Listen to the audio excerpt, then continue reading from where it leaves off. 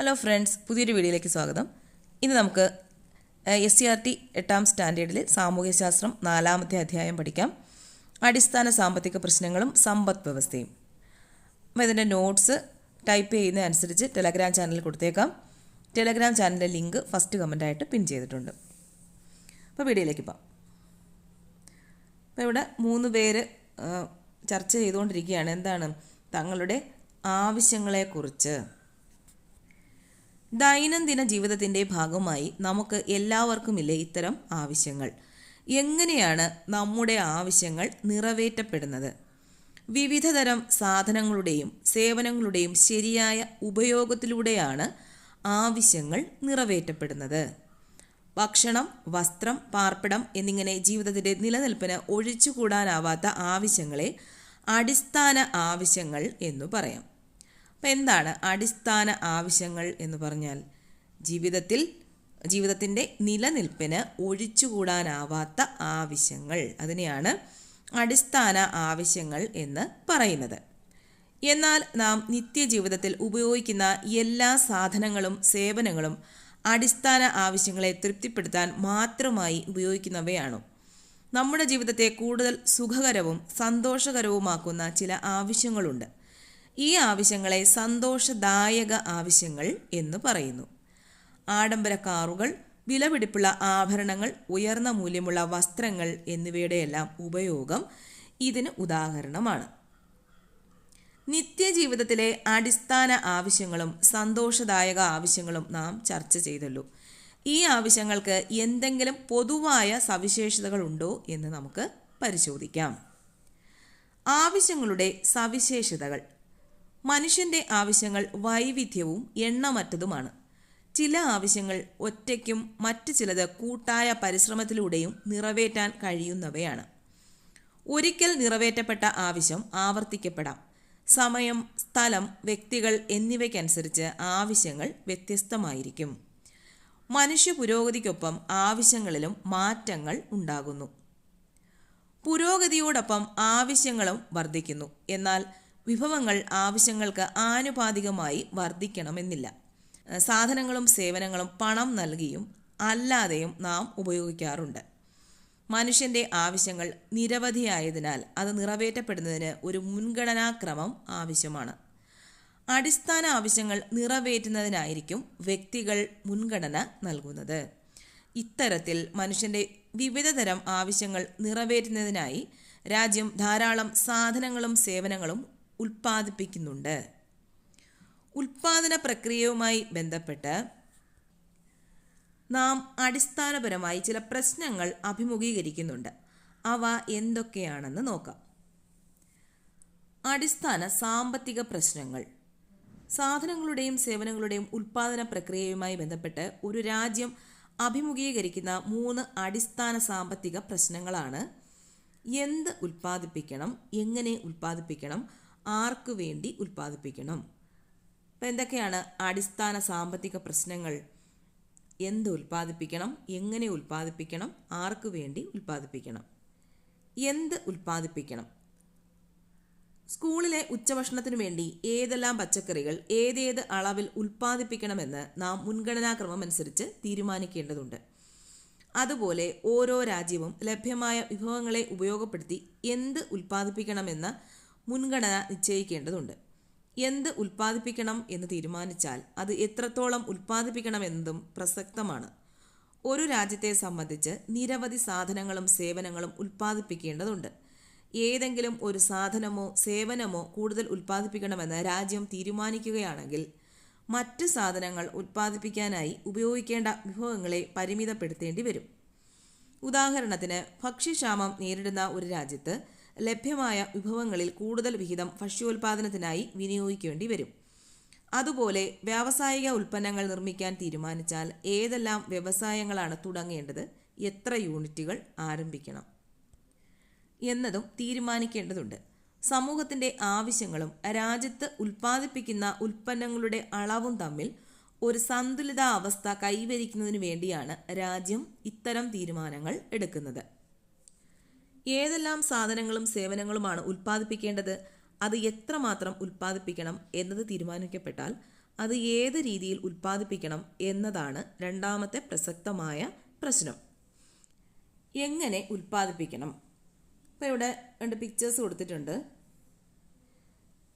രണ്ട് ചപ്പാത്തി ഉണ്ടാക്കുന്ന ഒരു പിക്ചറും, അപ്പോൾ ഈ പിക്ചർ ഇനി അടുത്ത കൃഷിയുടെ ഒരെണ്ണമാണ്. ഇത് രണ്ടും നോക്കിക്കഴിഞ്ഞാൽ എന്താണ് നമുക്ക് മനസ്സിലാക്കാൻ കഴിയുന്നത്? തൊഴിൽ എന്ന ഉൽപാദക ഘടകം കൂടുതലായി ഉപയോഗിച്ചിരിക്കുന്നതായിട്ട് കാണാൻ കഴിയും. ഈ 2 പിക്ചർ, ഈ ചപ്പാത്തി ഉണ്ടാക്കുന്ന ആദ്യത്തെ പിക്ചറും രണ്ടാമത്തെ 4.5 എന്നുള്ള പിക്ചറും നോക്കിക്കഴിഞ്ഞാൽ നമുക്ക് എന്താ മനസ്സിലാക്കാൻ കഴിയുന്നത്? തൊഴിൽ എന്ന ഉൽപാദക ഘടകം കൂടുതലായിട്ട് അവിടെ ഉപയോഗിച്ചിരിക്കുന്നു. എന്നാൽ രണ്ടാമത്തെ ചിത്രത്തിലാണെങ്കിലോ യന്ത്രങ്ങളാണ് കൂടുതൽ ഉപയോഗിച്ചിരിക്കുന്നത്, അല്ലേ? രണ്ടാമത്തെ ചിത്രത്തിൽ ഉൽപാദനത്തിനായി യന്ത്രങ്ങളാണ് കൂടുതൽ ഉപയോഗിച്ചിരിക്കുന്നതെന്ന് മനസ്സിലാക്കാം. കൂടുതൽ തൊഴിൽ ശക്തിയും കുറഞ്ഞ മൂലധനവും ഉപയോഗിച്ച് ഉൽപാദനം നടത്തുന്ന രീതിയാണ് തൊഴിൽ തീവ്ര സാങ്കേതിക രീതി എന്ന് വിളിക്കുന്നത്. അപ്പം എന്താണ് തൊഴിൽ തീവ്ര സാങ്കേതിക രീതി എന്ന് പറയുന്നത്? കൂടുതൽ തൊഴിൽ ശക്തിയും കുറഞ്ഞ മൂലധനവും ഉപയോഗിച്ച് ഉൽപാദനം നടത്തുന്ന രീതി, അതാണ് തൊഴിൽ തീവ്ര സാങ്കേതിക രീതി. കൂടുതൽ മൂലധനവും കുറച്ച് തൊഴിൽ ശക്തിയും ഉപയോഗിച്ച് ഉൽപാദനം നടത്തുന്ന രീതിയാണ് മൂലധന തീവ്ര സാങ്കേതിക രീതി. അപ്പോൾ മൂലധന തീവ്ര സാങ്കേതിക രീതി എന്ന് പറഞ്ഞാൽ എന്താണ്? കൂടുതൽ മൂലധനവും കുറച്ച് തൊഴിൽ ശക്തിയും ഉപയോഗിച്ച് ഉൽപാദനം നടത്തുന്ന രീതി.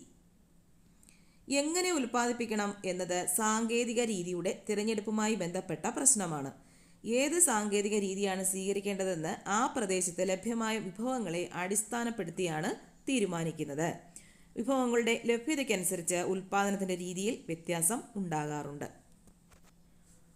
തൊഴിൽ തീവ്ര സാങ്കേതിക രീതിയുടെ പ്രത്യേകതകൾ: കൂടുതൽ തൊഴിലാളികളെ ഉപയോഗപ്പെടുത്തിയുള്ള ഉൽപാദനം, കുറഞ്ഞ തോതിലുള്ള മൂലധന ഉപയോഗം, കൂടുതൽ സമയം ആവശ്യമായ ഉൽപാദന രീതി, പരിസ്ഥിതി സൗഹൃദമായ ഉൽപാദന രീതി, സാങ്കേതിക വിദ്യയുടെ കുറഞ്ഞ ഉപയോഗം. ഈ മൂലധന തീവ്ര സാങ്കേതിക രീതിയുടെ പ്രത്യേകതകൾ എന്തൊക്കെയാണ്? തൊഴിലാളികളുടെ ആവശ്യകതയിലെ കുറവ്, കൂടുതൽ മൂലധന നിക്ഷേപം ഉപയോഗപ്പെടുത്തുന്നു, ഉൽപാദനക്ഷമത ഉറപ്പുവരുത്തുന്നു, സാങ്കേതിക വിദ്യയെ കൂടുതലായി ആശ്രയിക്കുന്നു, ഉൽപാദനത്തിന് കുറഞ്ഞ സമയം. അതാണ് മൂലധന തീവ്ര സാങ്കേതിക രീതിയുടെ പ്രത്യേകതകൾ. രാജ്യത്തിൻ്റെ ആവശ്യങ്ങൾ, ഉൽപാദന ഘടകങ്ങളുടെ ലഭ്യത എന്നിവ കണക്കിലെടുത്തുകൊണ്ടാവണം ഉൽപാദന രീതി തീരുമാനിക്കേണ്ടത്. ആർക്കു വേണ്ടി ഉൽപ്പാദിപ്പിക്കണം? ജനങ്ങളുടെ ആവശ്യങ്ങൾ നിറവേറ്റുന്നതിന് വേണ്ടിയായിരിക്കണം ഉൽപാദനം നടത്തേണ്ടത്. ഉൽപ്പാദിപ്പിക്കപ്പെടുന്ന സാധനങ്ങളും സേവനങ്ങളും ജനങ്ങൾക്കിടയിൽ വിതരണം ചെയ്യപ്പെടുന്നത് എങ്ങനെയാണ് എന്നത് ആർക്കു വേണ്ടി ഉൽപ്പാദിപ്പിക്കണം എന്നതുകൊണ്ട് അർത്ഥമാക്കുന്നത്. ആർക്കു വേണ്ടി ഉൽപ്പാദിപ്പിക്കണം? ജനങ്ങളുടെ ആവശ്യങ്ങൾ നിറവേറ്റുന്നതിന് വേണ്ടിയായിരിക്കണം ഉൽപാദനം നടത്തേണ്ടത്.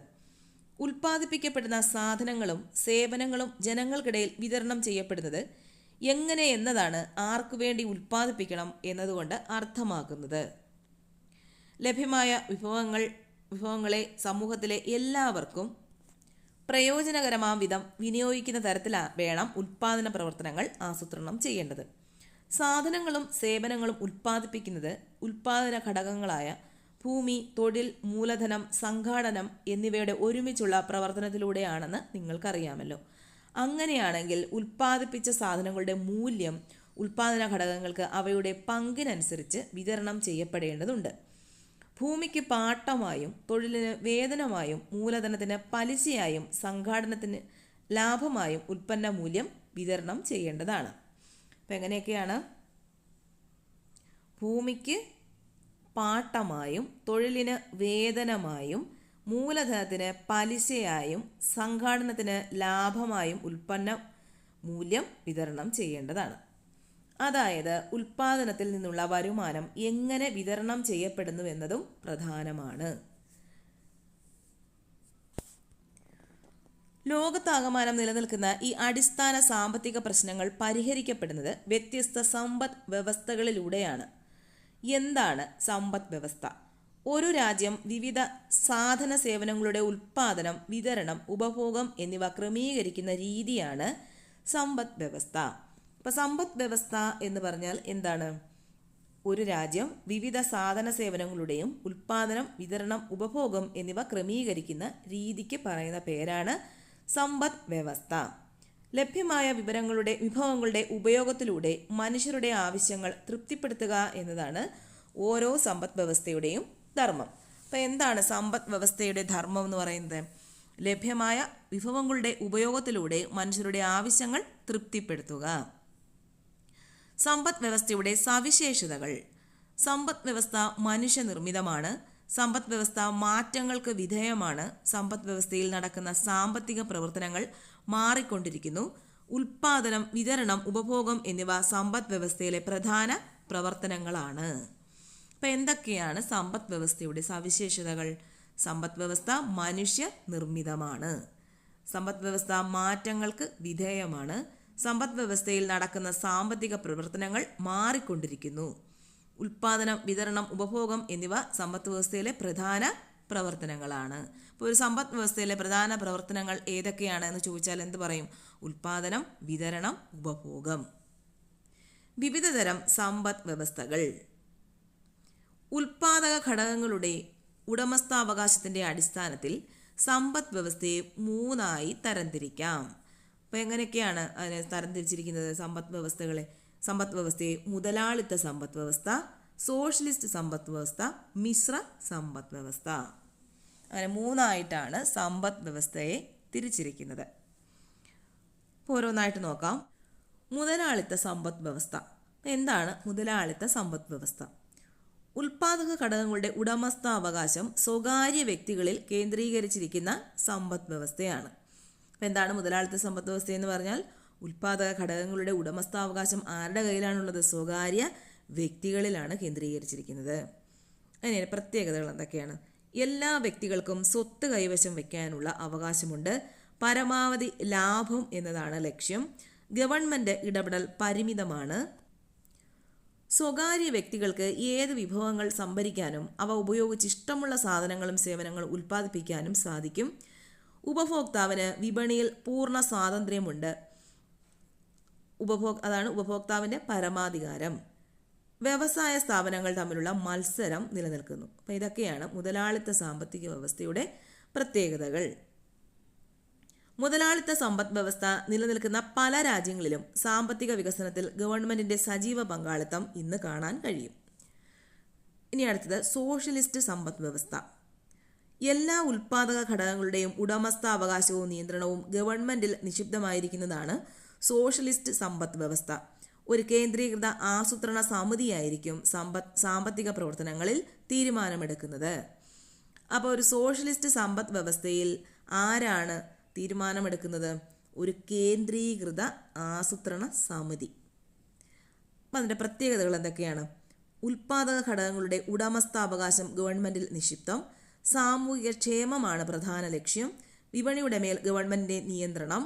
വിഭവങ്ങളുടെ ലഭ്യതയും ദേശീയ ലക്ഷ്യങ്ങളും മുൻനിർത്തി കേന്ദ്ര ആസൂത്രണ സമിതി വിഭവങ്ങളെ വിനിയോഗിക്കുന്നു. വരുമാനത്തിലും സമ്പത്തിലുമുള്ള അസമത്വം കുറയ്ക്കുന്നു. അപ്പോൾ ഇതൊക്കെയാണ് ഒരു സോഷ്യലിസ്റ്റ് സമ്പദ് വ്യവസ്ഥയുടെ പ്രത്യേകതകൾ. സ്വകാര്യ സംരംഭങ്ങളുടെ പങ്കാളിത്തവും ഇന്ന് സോഷ്യലിസ്റ്റ് സമ്പദ് വ്യവസ്ഥയിൽ കണ്ടുവരുന്നു. അടുത്തത് മിശ്ര സമ്പദ് വ്യവസ്ഥ.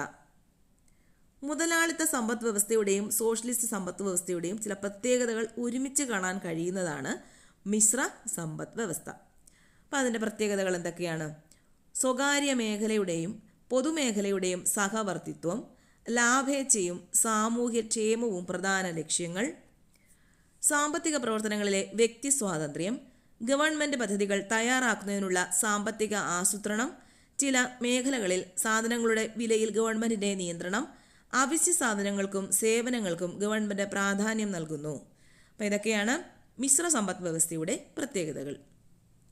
മിശ്ര സമ്പദ് വ്യവസ്ഥയിൽ അടിസ്ഥാന സാമ്പത്തിക പ്രശ്നങ്ങൾ പരിഹരിക്കുന്നത് വിപണികളിലൂടെയും കേന്ദ്രീകൃത ആസൂത്രണ സംവിധാനത്തിലൂടെയുമാണ്. സ്വാതന്ത്ര്യാനന്തരം ഇന്ത്യ മിശ്ര സമ്പദ് വ്യവസ്ഥയാണ് സ്വീകരിച്ചിട്ടുള്ളത്. അപ്പോൾ ഇന്ത്യയുടെ സമ്പദ് വ്യവസ്ഥ ഏത് സമ്പദ് വ്യവസ്ഥയാണ്? മിശ്ര സമ്പദ് വ്യവസ്ഥയാണ്. ആഗോള സമ്പദ് വ്യവസ്ഥ ഇന്ന് വിജ്ഞാനാധിഷ്ഠിത സമ്പദ് വ്യവസ്ഥയിലേക്ക് മാറിക്കൊണ്ടിരിക്കുന്നു. അപ്പോൾ എന്താണ് വിജ്ഞാന സമ്പദ് വ്യവസ്ഥ എന്ന് പറയുന്നത്? അറിവും വൈദഗ്ധ്യവും വളർച്ചയുടെയും നവീകരണത്തിൻ്റെയും ചാലകങ്ങളാകുന്ന ഒരു സാമ്പത്തിക വ്യവസ്ഥയാണ് വിജ്ഞാന സമ്പദ് വ്യവസ്ഥ സൂചിപ്പിക്കുന്നത്. ഈ സമ്പദ് വ്യവസ്ഥയിൽ അറിവ് ഒരു പ്രധാന വിഭവമായി കണക്കാക്കപ്പെടുന്നു. അതിൻ്റെ സൃഷ്ടിയും വ്യാപനവും പ്രയോഗവും സാമ്പത്തിക വികസനത്തിന് നിർണായകമാണ്. അപ്പം എന്താണ് വിജ്ഞാന സമ്പദ് വ്യവസ്ഥ? അറിവും വൈദഗ്ധ്യവും വളർച്ചയുടെയും നവീകരണത്തിനെയും ചാലകങ്ങളാക്കുന്ന ഒരു സമ്പദ് വ്യവസ്ഥ. അതാണ് വിജ്ഞാന സമ്പദ് വ്യവസ്ഥ. മനുഷ്യന്റെ ആവശ്യങ്ങൾ, അടിസ്ഥാന സാമ്പത്തിക പ്രശ്നങ്ങൾ, സമ്പദ് വ്യവസ്ഥകൾ എന്നിവയെക്കുറിച്ച് നാം ചർച്ച ചെയ്തല്ലോ. ഇവയെല്ലാം ചർച്ചയ്ക്ക് വിധേയമാക്കുന്ന പഠനശാഖയാണ് സാമ്പത്തിക ശാസ്ത്രം. അപ്പം എന്താണ് സാമ്പത്തിക ശാസ്ത്രം എന്ന് പറയുന്നത്? മനുഷ്യന്റെ ആവശ്യങ്ങൾ, അടിസ്ഥാന സാമ്പത്തിക പ്രശ്നങ്ങൾ, സമ്പദ് വ്യവസ്ഥകൾ എന്നിവയെക്കുറിച്ചുള്ള പഠന വിധേയമാക്കുന്ന പഠനശാഖയാണ് സാമ്പത്തിക ശാസ്ത്രം. നമ്മുടെ ദൈനംദിന ജീവിതവുമായി ബന്ധപ്പെട്ടിരിക്കുന്ന ബജറ്റ്, ബാങ്കിംഗ്, കമ്പോളം, സാധന സേവനങ്ങൾ മുതലായവയും ഇതിൽ ഉൾപ്പെടുന്നു. ആദ്യകാലത്ത് സാമ്പത്തിൻ്റെ ശാസ്ത്രം എന്ന നിലയിലാണ് സാമ്പത്തിക ശാസ്ത്രം അറിയപ്പെട്ടിരുന്നത്. ഇതിൻ്റെ പ്രധാന വക്താവായിരുന്നു സാമ്പത്തിക ശാസ്ത്രത്തിൻ്റെ പിതാവായി അറിയപ്പെടുന്ന ആഡം സ്മിത്ത്. അപ്പോൾ സാമ്പത്തിക ശാസ്ത്രത്തിൻ്റെ പിതാവ് ആര് എന്ന് ചോദിച്ചാൽ ആരാണ്? ആഡം സ്മിത്താണ്. ആൽഫ്രഡ് മാർഷൽ ക്ഷേമത്തെക്കുറിച്ച് പ്രതിപാദിക്കുന്ന ശാസ്ത്രമായി സാമ്പത്തിക ശാസ്ത്രത്തെ രൂപപ്പെടുത്തി. മനുഷ്യൻ്റെ ആവശ്യങ്ങളും പരിമിതമായ വിഭവങ്ങളും തമ്മിലുള്ള ബന്ധങ്ങളെക്കുറിച്ച് ചർച്ച ചെയ്യുന്ന ശാഖയായി സാമ്പത്തിക ശാസ്ത്രത്തെ ലയണൽ റോബിൻസ് വിഭാവനം ചെയ്തു. അപ്പോൾ ഈ പേരുകൾ ഓർത്തു വച്ചേക്കുക. ആരൊക്കെയാണ്? ആഡം സ്മിത്താണ് സാമ്പത്തിക ശാസ്ത്രത്തിൻ്റെ പിതാവ്. ആൽഫ്രഡ് മാർഷൽ എന്താണ് ചെയ്തത്? ക്ഷേമത്തെക്കുറിച്ച് പ്രതിപാദിക്കുന്ന ശാസ്ത്രമായി സാമ്പത്തിക ശാസ്ത്രത്തെ രൂപപ്പെടുത്തി. പിന്നീട് ലയണൽ റോബിൻസ് എന്താ ചെയ്തത്?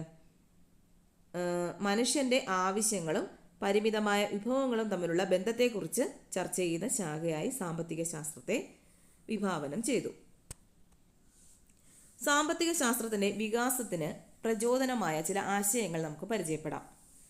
ബ്രിട്ടീഷ് സാമ്പത്തിക ശാസ്ത്രജ്ഞനായ ഡേവിഡ് റിക്കാർഡോ 2 രാജ്യങ്ങൾ തമ്മിലുള്ള വ്യാപാരം വഴി ഇരു രാജ്യങ്ങളിലെയും ക്ഷേമം വർദ്ധിപ്പിക്കാം എന്ന സിദ്ധാന്തം കൊണ്ടുവന്നു. ഭൂമിയുടെ പാട്ടത്തെ സംബന്ധിച്ച ഇദ്ദേഹത്തിൻ്റെ പാട്ട സിദ്ധാന്തം വളരെ പ്രസിദ്ധമാണ്. അപ്പം പാട്ട സിദ്ധാന്തം കൊണ്ടുവന്നത് ആരാണ്? ഡേവിഡ് റിക്കാർഡോയാണ് പാട്ട സിദ്ധാന്തത്തിൻ്റെ ഉപജ്ഞാതാവ്. ജർമ്മൻ സാമ്പത്തിക ശാസ്ത്രജ്ഞനും തത്വചിന്തകനുമായ കാൾ മാർക്സ് ആണ് മിച്ചമൂല്യ സിദ്ധാന്തം ആവിഷ്കരിച്ചത്. അപ്പം മിച്ചമൂല്യ സിദ്ധാന്തം ആവിഷ്കരിച്ചത് ആരാണ്? Karl Marx. മാർക്സിൻ്റെ അഭിപ്രായത്തിൽ ഉൽപ്പാദനത്തിൻ്റെ അടിസ്ഥാനം തൊഴിലാളികളുടെ അധ്വാനമാണ്. എന്നാൽ ഇതിൻ്റെ ഒരു ചെറിയ ഭാഗം മാത്രം തൊഴിലാളിക്ക് നൽകി അധിക ഭാഗവും മുതലാളി കൈക്കലാക്കുന്നു. സാമ്പത്തിക മേഖലയിൽ ഗവൺമെന്റിന്റെ ഇടപെടൽ എന്ന സിദ്ധാന്തത്തിനു വേണ്ടി വാദിച്ച സാമ്പത്തിക ശാസ്ത്രജ്ഞനാണ് ജെ.എം. കെയ്ൻസ്. ജെ.എം. കെയ്ൻസ് എന്താണ് ചെയ്തത്? സാമ്പത്തിക മേഖലയിൽ ഗവൺമെന്റിന്റെ ഇടപെടൽ എന്ന സിദ്ധാന്തത്തിനു വേണ്ടി വാദിച്ച സാമ്പത്തിക ശാസ്ത്രജ്ഞൻ. ഗവൺമെന്റിന്റെ ഇടപെടലിലൂടെ സാമ്പത്തിക പ്രശ്നങ്ങൾ ഒരു പരിധിവരെ പരിഹരിക്കാമെന്ന് അദ്ദേഹം അഭിപ്രായപ്പെട്ടു. ചെക്ക് റിപ്പബ്ലിക് വംശജനായ ജെ.എ. ഷുംപീറ്റർ ആവിഷ്കരിച്ച ആശയമാണ് സൃഷ്ടിപരമായ നശീകരണം. അപ്പോൾ സൃഷ്ടിപരമായ നശീകരണം എന്ന ആശയം കൊണ്ടുവന്നത് ആരാണ്? ജെ.എ. ഷുംപീറ്റർ. Creative destruction. വ്യവസായങ്ങളും സാങ്കേതിക വിദ്യകളും നൂതന കണ്ടുപിടുത്തങ്ങളാൽ പുത്തൻ അവസരങ്ങളും വളർച്ചയും സൃഷ്ടിക്കുന്നു. എന്നാൽ നിലവിലുള്ള വ്യവസായങ്ങളും സാങ്കേതിക വിദ്യകളും നൂതന കണ്ടുപിടുത്തങ്ങളാൽ തടസ്സപ്പെടുകയോ നശിക്കുകയോ ചെയ്യുന്നുവെന്നുമാണ് അദ്ദേഹം അഭിപ്രായപ്പെട്ടത്. അപ്പം എന്താണ് അദ്ദേഹത്തിൻ്റെ അഭിപ്രായം? വ്യവസായങ്ങളും സാങ്കേതിക വിദ്യകളും നൂതന കണ്ടുപിടുത്തങ്ങളാൽ പുത്തൻ അവസരങ്ങളും വളർച്ചയും സൃഷ്ടിക്കുന്നു. എന്നാൽ നിലവിലുള്ള വ്യവസായങ്ങളും സാങ്കേതിക വിദ്യകളും നൂതന കണ്ടുപിടുത്തങ്ങളാൽ തടസ്സപ്പെടുകയോ നശിക്കുകയോ ചെയ്യുന്നു. സാമ്പത്തിക ശാസ്ത്രത്തിൻ്റെ വികാസത്തിൽ ഇന്ത്യൻ സാമ്പത്തിക ശാസ്ത്രജ്ഞരും മികച്ച സംഭാവന നൽകിയിട്ടുണ്ട്. രാജ്യത്തിൻ്റെ സാമ്പത്തിക വികസനത്തിന് കാര്യക്ഷമമായ നികുതി സമ്പ്രദായം വിഭാവനം ചെയ്ത പ്രാചീന ഇന്ത്യയിലെ ചാണക്യൻ ചോർച്ച സിദ്ധാന്തത്തിൻ്റെ ഉപജ്ഞാതാവായ ദാദാഭായ് നവറോജി. ഇപ്പോൾ ചോർച്ച സിദ്ധാന്തം ദാദാഭായ് നവറോജിയുടെ. രാജ്യത്തിൻ്റെ സാമ്പത്തിക വികസനത്തിന് കാര്യക്ഷമമായ നികുതി സമ്പ്രദായം വിഭാവനം ചെയ്തതാരാണ്? ചാണക്യൻ. ഇന്ത്യയുടെ രാഷ്ട്രപിതാവായ മഹാത്മാഗാന്ധിയുടെ സാമ്പത്തിക ദർശനങ്ങൾ അദ്ദേഹത്തിൻ്റെ ഗ്രന്ഥങ്ങളായ Hind Swaraj, India of my dreams എന്നിവയിൽ പ്രതിപാദിച്ചിട്ടുണ്ട്. അപ്പോൾ ഏതൊക്കെയാണ് ഗ്രന്ഥങ്ങൾ? ഹിന്ദ് സ്വരാജും ഇന്ത്യ ഓഫ് മൈ ഡ്രീംസ്. അപ്പോൾ ഇവയിലാണ്, ഈ 2 ഗ്രന്ഥങ്ങളിൽ എന്താണ് പറഞ്ഞിരിക്കുന്നത്? മഹാത്മാഗാന്ധി സാമ്പത്തിക ദർശനങ്ങൾ, അദ്ദേഹത്തിൻ്റെ സാമ്പത്തിക ദർശനങ്ങളാണ് ഉള്ളത്.